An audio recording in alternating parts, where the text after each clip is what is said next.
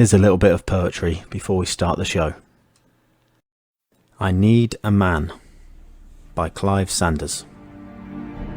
I need a man to fight in hell, an ancient elder thought, and win the fight as well, no matter where it's fought. He must be both fit and strong to carry the heavy load, then march with it the whole day long, along the roughest road. He'll spend a long time far from home, then live in places rough. He will travel by land and sea salt foam, and ignore the word enough. Then when he wants to sleep and rest, he must stand up and fight. To win the battle, complete the quest, put his enemy to flight.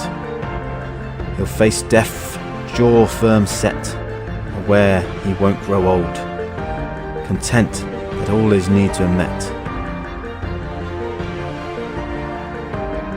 God invented the soldier.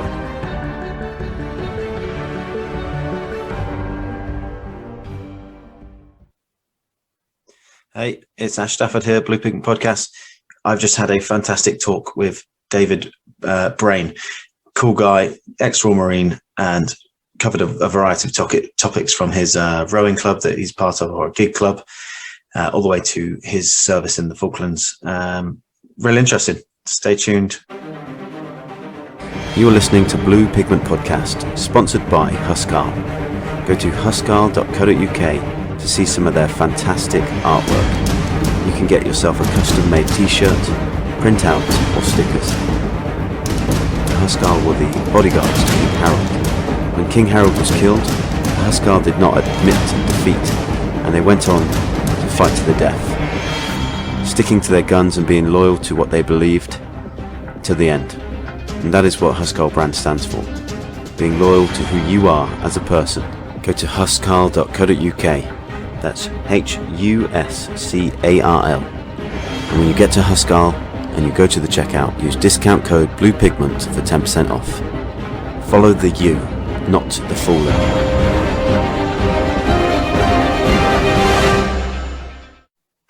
Hello. Hello, I'm not Dave. I can cover that. He's just come in. Yeah. Thank you very much. Yeah, he's here. Okay. Hiya, thank you. Hello, Ash. Hiya. You must be Dave. Yeah, you got it right that time. Yeah. How are you? I like you, your all right? background. It's got a very cool little background you've got going on there. Well, it's just trying to, because obviously we're promoting the charity, hence the sticker, sort of medal, sort of trophy I was given when I left the Corps. Some pictures of me and the family pictures up behind us. And you got one of my son up here. He was in the army, so it doesn't count. Hey, what do you mean? What are you saying? No disrespect, mate. It's the banter we all have. No, I'm glad that you've started with the banter, because it's nothing worse than an interview or a talk being a bit like stiff. So yeah, it's good to start with that bit of banter. So hello everyone, I'm joined today by David Brain. He's a former Royal Marine. He served a long career of 25 years and saw active duty in a number of different hotspots around the world. And he's now the chairman of the Royal Marine Association Gig Club and has been since February 2020. David, how are you? I'm good, thanks very much, Ash.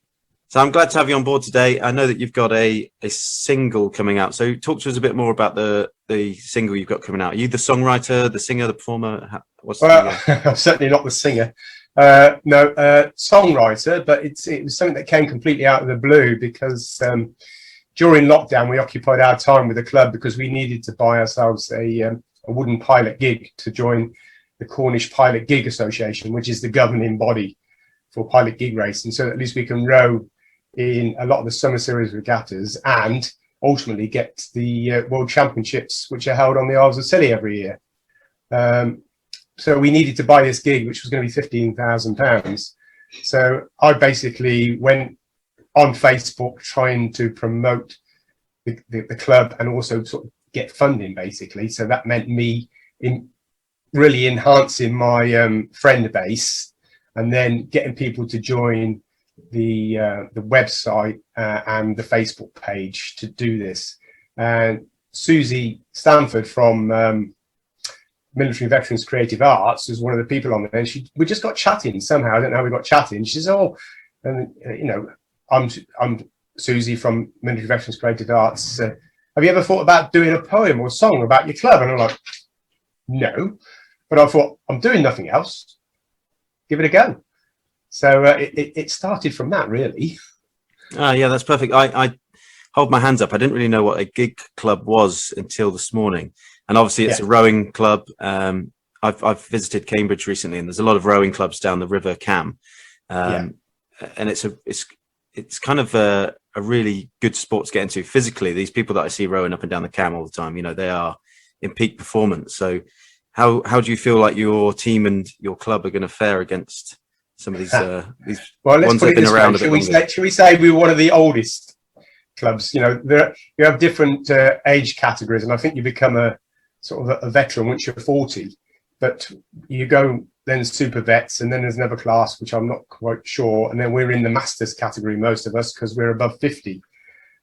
I'm 63 myself. Our coach and Cox, who's probably one of the fittest, is 72. But we've got that inbred military determination, and I'm sure we'd fare well, but we don't have any high ambitions of winning anything. We want to be there to represent the Royal Marines charity, who are our supporters, because they, in the end, actually came good with half the money for our boat, which was just fantastic. Well, £8,500, to be honest with you, which is completely out of the blue. And obviously, we want to reward them back, which is one reason for me doing the song, because I thought, well, if it makes anything, if it makes a fiver, great. If it makes 500, even better. Towards all going towards the Royal Marines charity, and they serve such a good cause, as all military charities do. Yeah, so I had a listen to the song, just the snippet you sent me of the song, and sea shanties are kind of doing like a massive comeback at the minute. So you've done it at the right time, and again, a sea shanty was something that was a really popular sort of choice of music, choice of creativity. Maybe maybe 100 years ago, but all of a sudden it's done this massive comeback. I'm not too sure why, but I had listened to your song and I actually thought it was, an amazing little piece. And I think if you use that on an advert or in any sort of way to raise awareness of your, gig club, it's gonna do really well. And good luck to you on that side of things. In a moment, I'll have a quick break and we'll perform, or I'll use that clip if you don't mind. So everyone, our listeners, can have a listen to that clip, and then obviously when you release the song, that is just a demo of it, so it's not precise, and it was just what was sent to me as a different version, because we've been sort of studying different versions. It was never planned to be a shanty from my perspective, but the fact that we are Royal Marines, sea soldiers, with other forces with us as well. It's not predominantly Royal Marines, and civilians and friends of the charity are in the club as well. But it was just open, and we had an initial full version given to us by a lady whose name I wasn't given, which really I wasn't allowed to put out. And then another guy, a South African guy, who's done a bit, but it wasn't quite fast enough. And then Carl was approached by Susie, and he came up with that little bit now. So he's now actually, over the next couple of weeks, he will produce the final take on it. And I just love the harmonies bit in there and the foot stamping and stuff like that, because it was like, whoa, made my hair stand on. I thought, what I started off with was just an essay, as you can imagine, start writing the song, and I kept getting told, you can't write those words, they're not compatible with a song. So it's really condensed right down, but it tells the whole story of the gig club from its formation right through to the current time, sort of coming out of the lockdown. Yeah, that's fantastic. Susie Sanford, I don't know how I got in touch with her, to be honest. I think somebody suggested her in a comment section on a post I'd put. But she is a brilliant, and Military Veterans Creative Arts are an organization that, that they deserve a medal, because the sort of like connections and the links that they've been able to put people together in has been, for me, it's helped my podcast out massively. And she's obviously talked to you about your poetry and your sea shanty that's going to come out. Yeah. If you were going to give anyone else that's got that sort of creativity within themselves, some advice to maybe take that leap and put their artwork or their creative side of themselves out, what would you suggest? Well, like I say, it was completely out of the blue. I didn't know I could do it. It's a matter of really, if you've got a story to tell, write it down, get some help, I downloaded a songwriting app to help me with it, which basically I wasn't really exactly sure how it was working, but it condenses it down. You keep going over it again and again, not really knowing what the final form of it's going to be. And the sea shanty actually is only going to be one version of it. We're looking at putting it out in 2, maybe 3 versions. One of them hopefully will be a guitar soloist with some drumming background, and the other one is one of the club members is a member of the Ocean City Sound, Plymouth Ocean City Sound, a group called the Glasshouse Gang, and they're an octet of men who basically will sing, the a cappella type version of it, and they've got a 4-part song sheet again, which was Susie helped us acquire, because I thought, 4-part song sheet, what's one of them? Yeah. I had no idea. So they're being very secretive. I've basically given a little bit of open, as long as the words don't change, let them do it, but they're doing it as a shanty form as well. So if it comes out at the same time, we'll probably put them both out for sale at the same time, or we'll just put one version out and then maybe near Christmas put another version out and just keep rolling it out and just see. But who knows?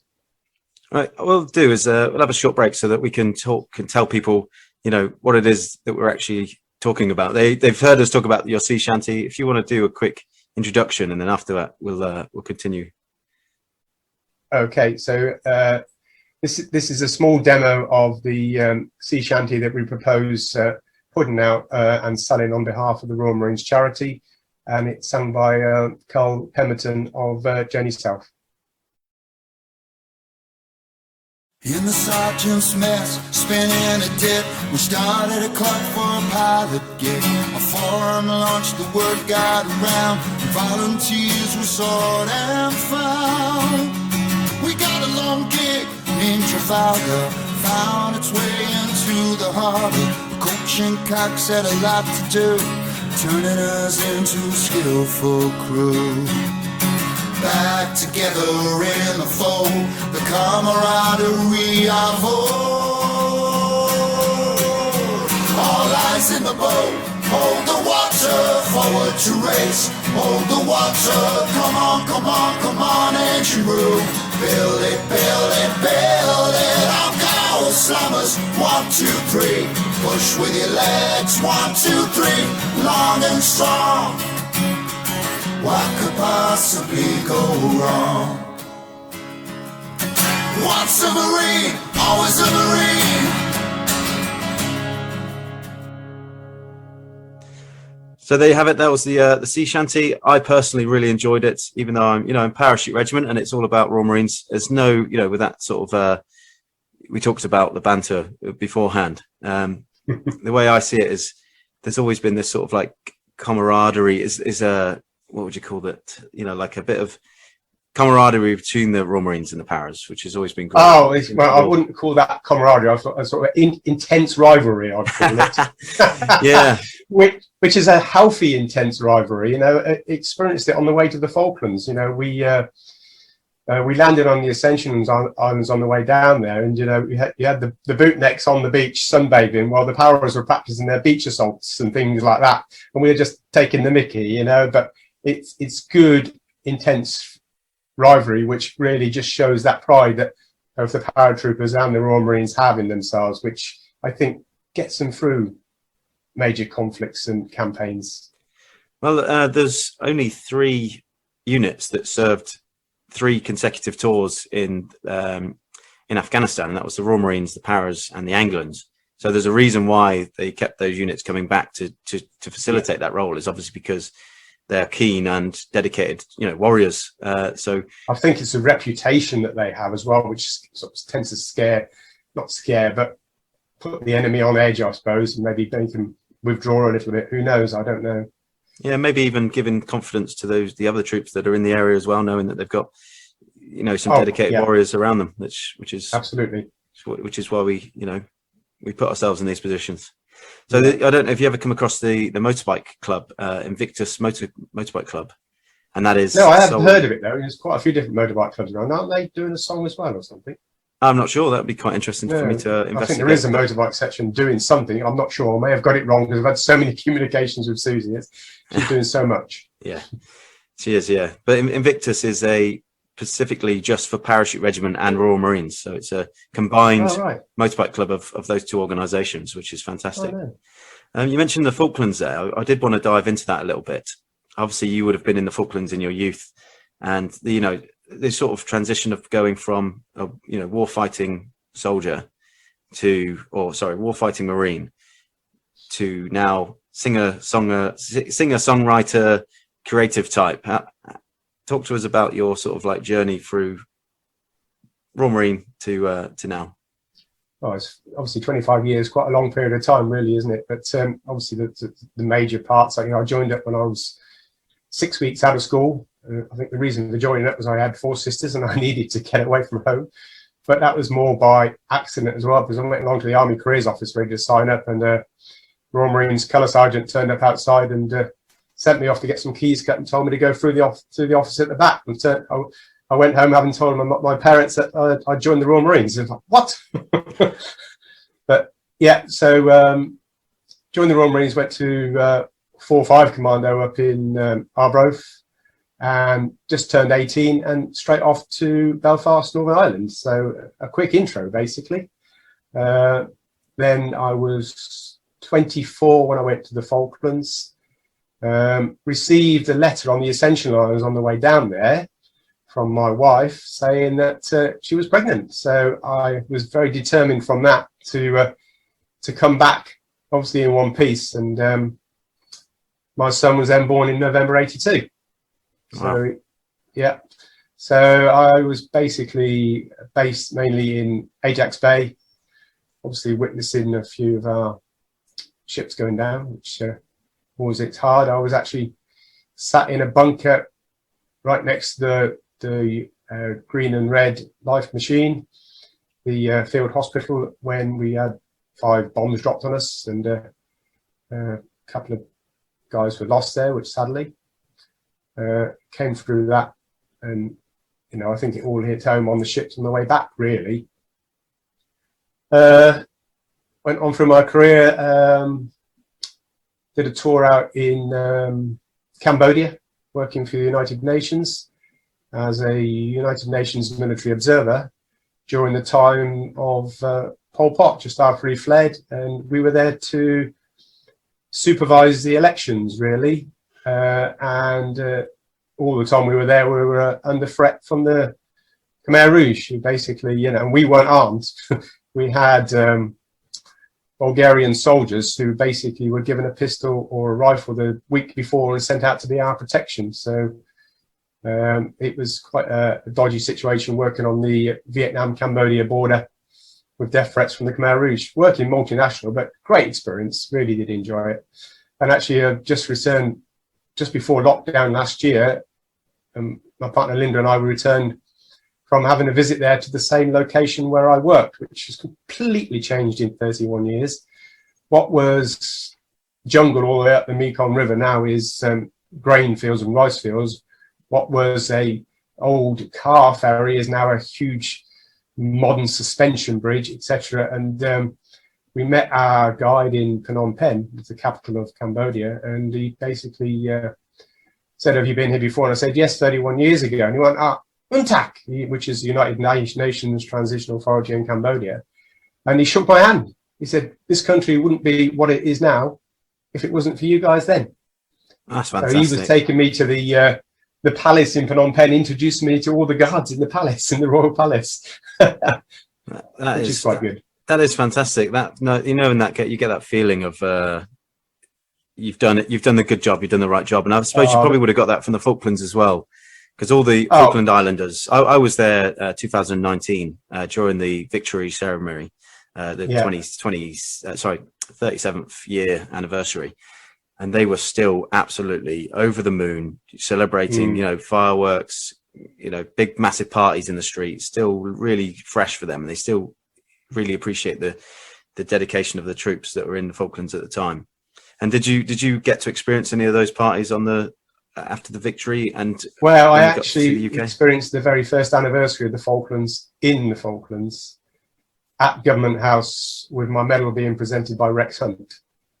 I went back down there with a company called Delta Company, part of Fortune Commando, which were put together to protect the airfield when we were working alongside the Irish Rangers.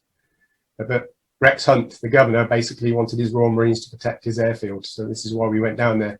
But there were, I think, 13 of us that were actually in the campaign the year before. And we were invited along to Government House. Still active service at the time, but there was a bit of a relaxation of the rules. And I think we had a few sore heads in the morning. Yeah. I've got a very, very proud picture of that, actually. Yeah, it's good.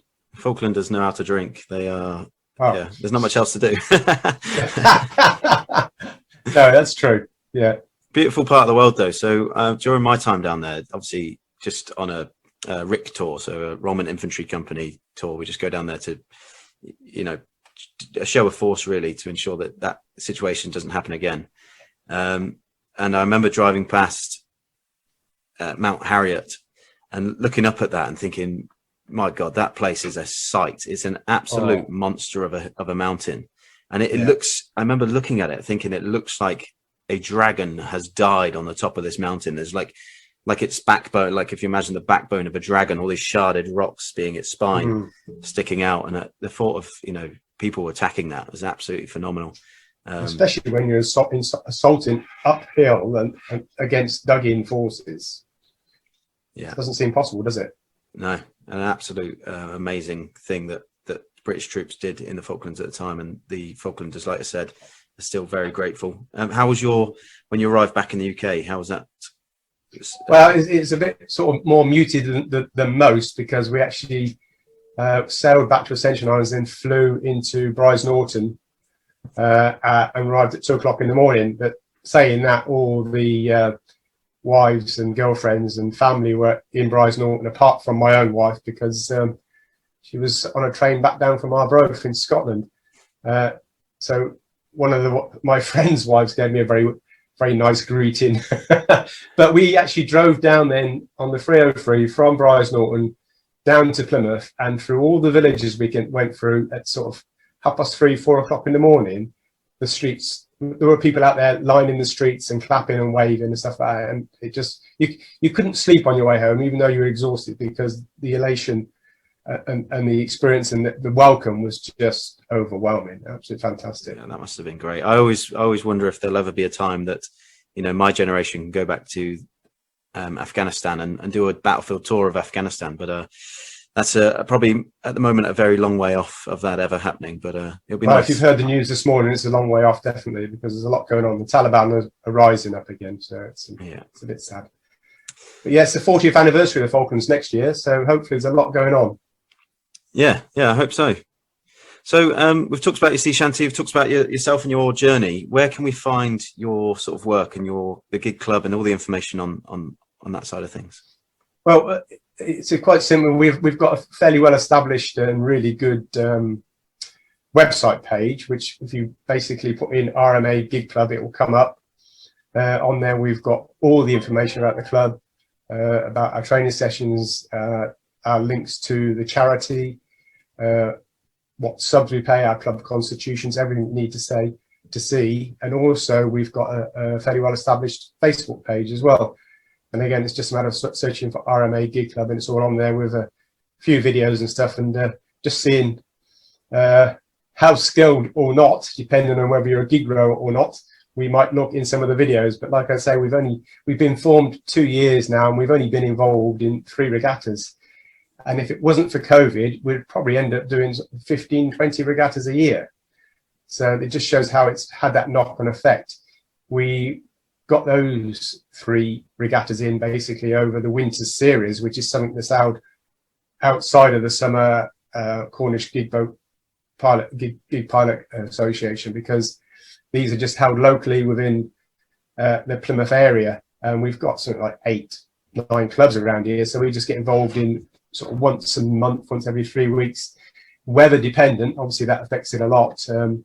And the gigs will go in quite rough waters and stuff like that, as long as you've got an experienced crew. But so, you know, it's trying to give those lesser experienced crews a ride out there as well.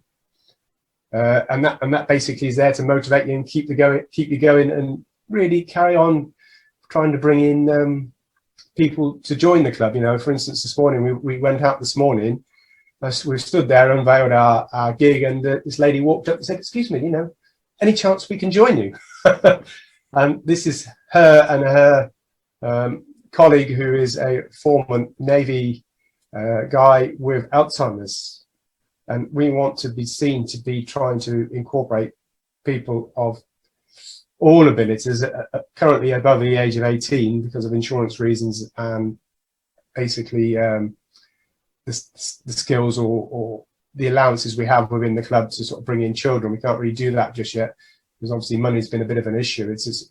It costs us about £3,000 a year just for storage, insurance, affiliations. And that's without putting boat repairs, etc. on there. So it's quite an expensive sport stroke hobby. But we try and keep our prices down. We charge £2 per row and ask individuals to make a donation to the charity, a monthly donation of a minimum of £5. And obviously then that's their choice. And also that then benefits the charity with gift aid as well, which is all good stuff. Yeah, that's fantastic. Just being in the gig club and, you know, doing the rowing. So I do a little bit. I talk about a lot of mental health on some of my podcasts, and just being. And there's two things you're covering with a gig club. Is the physical aspect of staying active in body, which obviously is good for your mind as well. You know, physical health and mental health can sort of be connected. If you're looking after your body, you're looking after your mind. And then you've also got the creativity and exploring yourself and you know, writing the sea shanty and these songs and stuff. It's really good to see because, you know, especially people of our sort of cohort of being warriors, you know, current and former Royal Marine, being able to be creative and not feel like it's going to be held against you in any way. And that creativity is really good for your mind, and to go into a space where you can express yourself into the world through, whether it's poetry, singing, songwriting, or any other, you know, creative outlet. Is there any other sort of creativity type stuff that you do? Have you tried your hand at anything beyond the sea shanties and not in the arts world as such? No, I suppose I can only be creative in my sort of part-time work. I do a little bit of gardening for people and stuff like that, and seem to get recognised quite well for that, because I sort of went along and did one lady's garden one time, and next thing I know, she's in the church group. They're all ringing me up, which I do because you can look around and see what you've done work-wise, and you can see the smile on people's faces, and which is good, and that just keeps me busy because myself and my partner Linda, who is the secretary of the gig club, we just like to keep active. You know, we're both 63. We just go out either running. All through lockdown, we walked and walked and walked. Linda did a personal challenge of 10,000 steps a day for 75 days because that's really good. This year is the 70th anniversary of the Royal Marines Association, the Royal Marines charity. There was planned to be a big annual reunion, which was cancelled last year, which should have been happening in September. That has now just been cancelled because it normally takes place in the Commando Training Centre at Lympstone, but we've been informed by the charity, Phil Gilby MBE, who is the chap who basically is the membership and operations manager for the charity, who is the man that actually instigated the money to help us buy our gig. You know, so we wanted it to happen because we wanted to proudly display our gig on the parade square with our new oars, which we've got painted in core colours, and our shirts with the charity and our logo on it and stuff like that, you know. So, but unfortunately, that because of COVID again, we've not been able to do that. But one of the things, the ideas was to put the versions of the song onto a CD and sell it at the event, because there's quite a few people there. And I've actually got a picture of this. This is going to be our cover artwork on the CD. That's very nice. You can see that. Yeah, I can. Who came up with that one? That's very, very nice, very creative. Well, it wasn't necessary for this. It was there's a gig rower from Salcombe who is a friend of our coach and Cox, Bob Bryant, and she's an artist and has done a few things like that. And we thought, well, part of our raising money campaign, let us get ourselves a greeting card which we can use all through the year. So it's empty inside. Got that on the front. Got the Royal Marines charity on the front also, and the Gig Club portrayed with the Gig site website, and our sponsor Giganet, which are a fibre optic company, on there as well. And basically, members then bought those cards to raise money, and we sold them for £2 each, and I think we got £140 profit from it. So it's just little things like that. Oh, that's perfect. Yeah, that's really good, actually. And it's that little token of like, it's a business card, but it's also, you know, to let people know where they can find you and all that sort of stuff. But it's also a fantastic bit of art on the front, which just having that picture of a bunch of Marines, you know, struggling in the water. I'd love to have that. Attacking each other with our two boats, because we have two boats. We've got the wooden boat now, which is called Cockleshell, after the Cockleshell heroes. Yeah. And then the other one is called Trafalgar, which is one that's been basically, it's on like a permanent loan basis from the Royal Navy, Royal Marines Gig Association. So we have to be grateful, because that's what got us started, basically. And that was a friend from Royal Marines Tamar. They have their own gig club, a chap called Gavin Young, who basically said, Dave, you know, if you need a gig and you want to form a gig club, we can do this for you. So obviously we're very grateful to them as well. Oh yeah, that's cool. I've listened to the sea shanty version of it, and I thought it was fantastic. And I guarantee that if you took that and you played it at, you know, a pass out parade, that they would, you know, people would buy into that and invest into that charity and donate towards that. That's awesome. So one of my last questions I want to ask you is a question that is kind of like, there's one that I want to do as like a lasting question that I ask each guest, and it's what is the most courageous thing that you've ever seen or heard? Just throw you in the deep end there. In at the deep end, that's vast, isn't it? Oh, honestly, mate, you've stumped me there, because there's so much you see, and I can cut out all the I can edit it down a little bit, give you a little bit of thinking time. But the most courageous thing you've seen or heard. I should have probably pre-warned you this question was coming up. Well, I'll tell you something that always hits home, and whether I think it is courageous, is that you know, I ended up going back to the Falklands in Ajax Bay, and the red and green life machine. I actually went to go in. I was basically ordered to go into the sick bay there because I had quite a bad rash all over me, because obviously you imagine the conditions were pretty bad.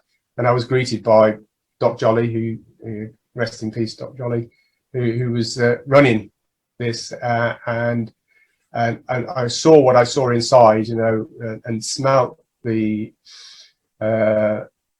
morphine and things like that, and I felt awful sort of going there. But then he was just saying, "No, come in, let's see you, look after you," stuff like that. But just seeing what was going on in there, and the work and the speed and the dedication and the conditions, but the help that these guys were giving, the reassurance was just fantastic.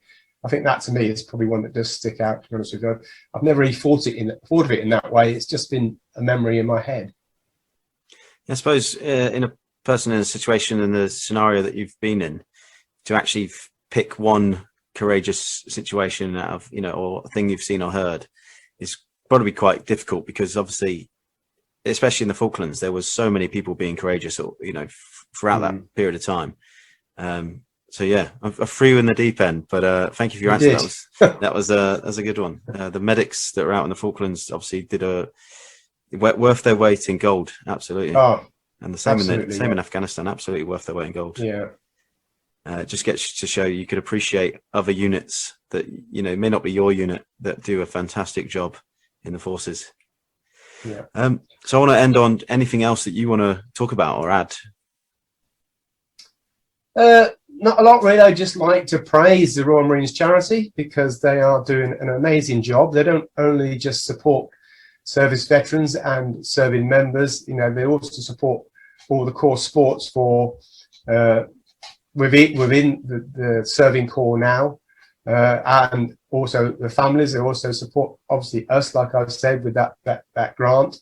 They're always encouraging more people to join them and become part of the core family. And you do not need necessarily to be a former Royal Marine. You know, if you have the same passion and desire and you want to achieve what they're trying to achieve, then you're always welcome in, and we're always trying to bring in more members. And also, you know, I'd like to say, you know, if people are interested in the Gig Club, and I don't mean necessarily participating in the sport, but if you can and you're local, great. But to just be involved maybe with sponsorships and stuff like that, every penny helps, and it all goes to aid us and the well-being of our members, and ultimately the Royal Marines charity. But yeah, where is local to the Gig Club? Plymouth, basically. Plymouth, yeah.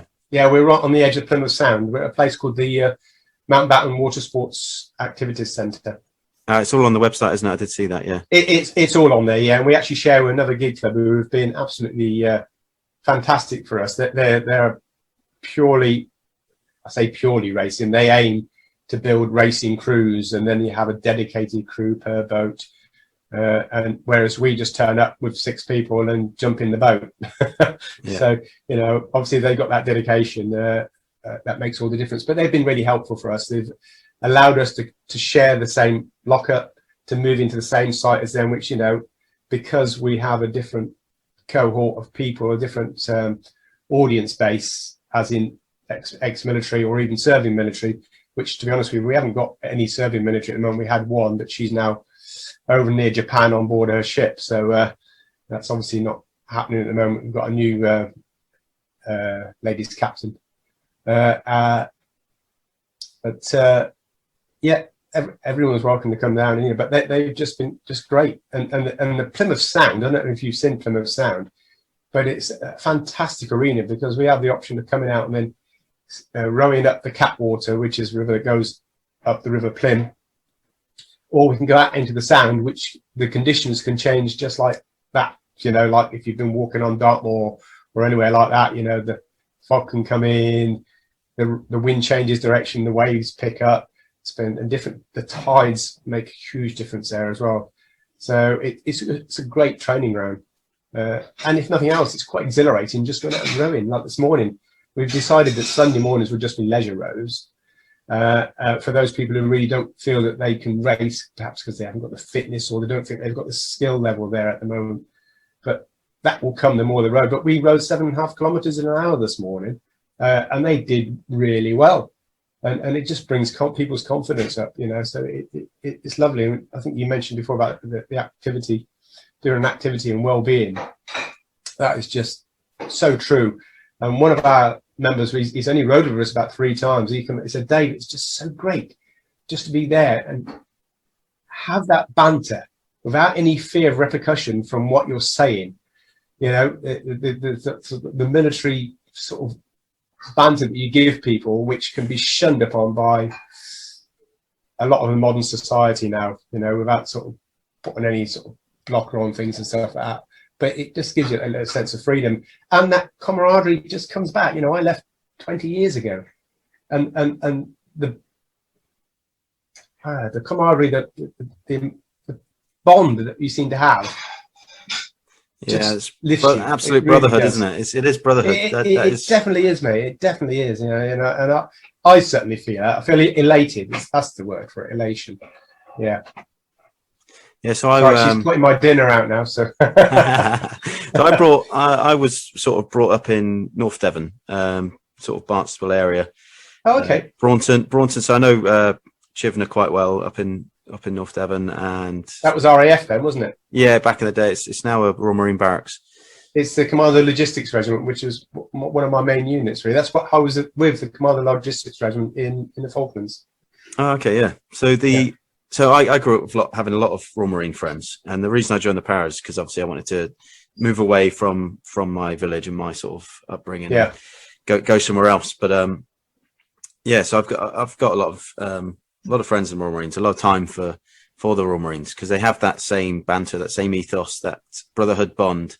You know, probably there's only a few sort of units that get tattoos of their unit on, pinned on them somewhere. And most paratroopers that, back in the 80s, they'd have it on their forearm. The sort of like millennial generation have it up on their arm, and the more modern generation have got it on their chests. I don't know about yourself or the Royal Marines. They sort of, I think they love having the emblem on their shoulder, or a massive one on their back. And I can't tell you about sort of modern guys now, but I know it's something that when we were in, it was something that was shunned upon because it was like classed as a self-inflicted wound, and you were chargeable offence. Oh, really? So if you were on a shore in Pompey or Guz, as in Plymouth or Portsmouth, the lads would get you drunk, and you would end up in the tattooist and wake up with it the next morning. So it could be anywhere. I managed to escape that. I was fairly short but tough guy. I could get and a fast runner. Yeah, fair enough. Hi. Like I say, thank you very much for joining us. Really pleasure having you here to talk to. Awesome. I'll speak to Susie. Thanks very much for the opportunity. It's really appreciated. Yeah. So what I was going to say was, what you could do is you could go on the road with your sea shanty or the other versions of the song, because I was at a sort of like a country festival just yesterday, and they had a stand that was a charity stand, but they had people playing instruments and singing and stuff, and that could be an in for you, or you could sell the CDs there, another guy on the episode previous to what this one's going to be, he does a thing called Karma Cards. So he's got a thing called, it's patreon.com. So if you go onto patreon.com, you can get people to sign up, and they pay, say, £5 a month. And after a certain amount of months, in his case, the Karma Cards, after 6 months of paying £5 a month, you get 6 cards in the post. And then those cards, you keep the art forms that you like, and then you pass on the others. I don't know, with the design on your album cover, that could be something you could look into, is a patronage where people pay to receive something like your CD, hopefully when that comes out. But they are long-term supporters of what you do and what you stand for. So have a look into that, patreon.com. Okay. I must admit, that's one of the things that I'm going to be struggling with at the moment. And obviously Susie's going to help where she can. And obviously you're helping by doing this. It's going to be advertising and pushing it out there by all the different means. Like I said, we've got a website, we've got a Facebook page. We've even got a YouTube channel, which was set up by one of my former sort of colleagues. But do I have a clue how to get in there and put any more videos on there? Even Instagram, I'm like, sorry, I don't want to spend enough time here just playing with a computer. I'd rather be out walking and running. So anyone that can offer any help along those lines with the advertising and promotion of, then I'd certainly be grateful of them getting in touch. Don't worry, I'll advertise this episode as much as I can when it's released. At the moment, I haven't released an episode for season 2, so I stopped producing episode or putting out episodes about a month ago. So I've done 20 episodes, but they were just people's creativity. I didn't have any guests on like yourself. It was just they would send me a form of art, and I would talk about it, display it, and whatnot. So I've moved on to season 2, which is more interviews like the one we're doing now, and then trying to boost up people's art form and whatever message it is that they want to get across. So your songwriting and the gigs performance, I'll definitely boost it up as much as I can, because it benefits both of us. Excellent. I do all maybe if it would help, I could send you a little video, just a short 30-second clip of us rowing or something like that. That'd be fantastic. Give people more of a gist of what it's about. That'd be cool. Absolutely. And see our abilities. Or lack of. Well, you say that you did what, 7 point, how many? 7.5K today. Today. Well, we're trying to rack up 750 kilometres by the 28th of October. The 28th of October is the birthday of the Royal Marines from 1664. And basically, because it's the 75th anniversary, we're trying to use this as a fundraising campaign, saying that, the club's going to do this to raise money. We've got about £380 on it at the moment, trying to raise £750. So it's just whatever way we can to help, as a body, to raise money is great, but then you get individuals who are also doing all sorts of amazing things, and you think, wow, you know, our club ambassador is a chap called Lee Spencer. I don't know if you've heard of him. It's called the Rowing Marine. He's lost a leg through a car accident, just I think after he left the Corps, but he's now doing so much, and he's rowed the Atlantic twice, once in a group of 4, then solo, and he broke the world record by something, I think, about 30 days. Was it 30 days? I might be wrong on that figure, but with with a leg missing. Wow, that's something else, isn't it? That's some dedication. It's phenomenal. But he's just recently done the 3 peaks, longest distance he's ever walked since he's had the amputee, the leg removed, and he's just done the 3 peaks in the UK, and I'm like, wow. A lot of people would even struggle to do that and raise a lot of money, which is fantastic, which is good to see.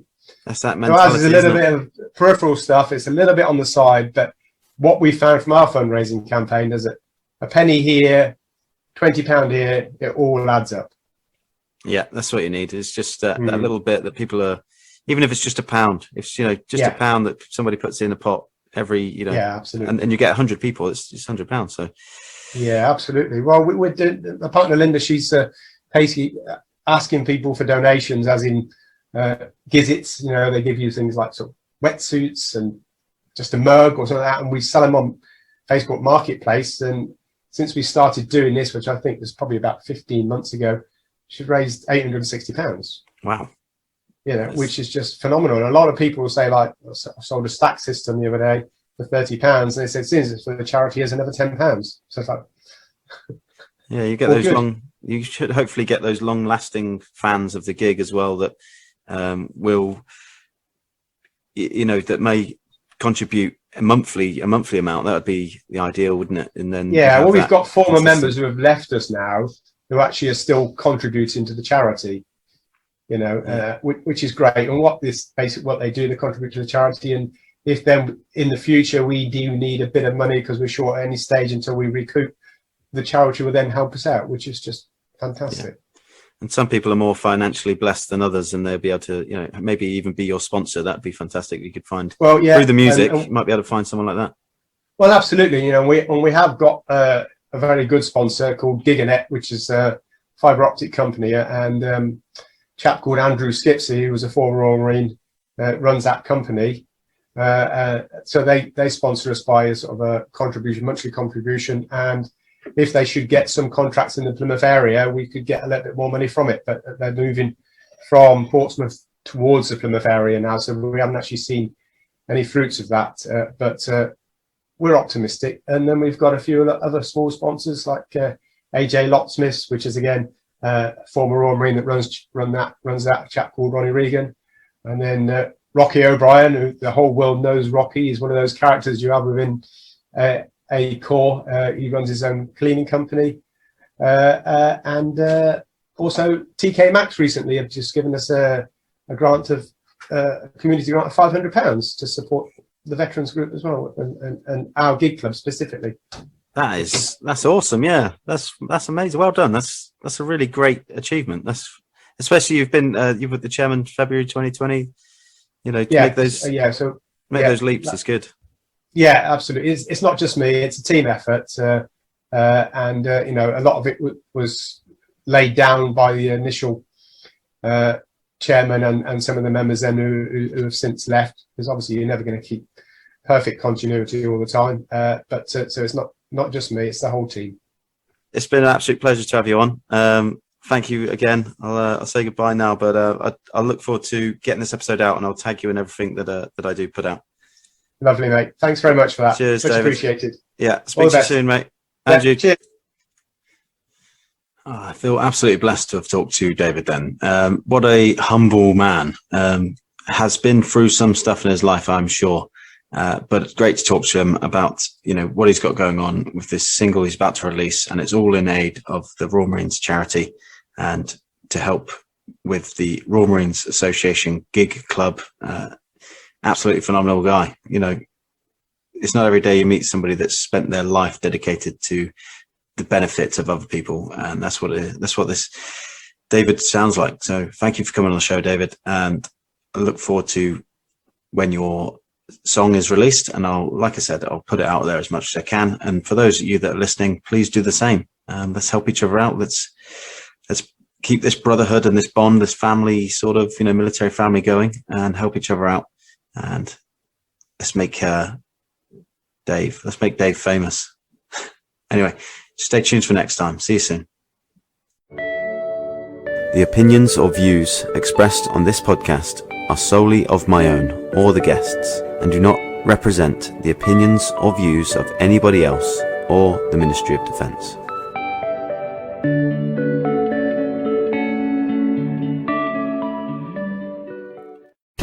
Shish kebab. Shawshank Redemption. Chicago! You're out of there!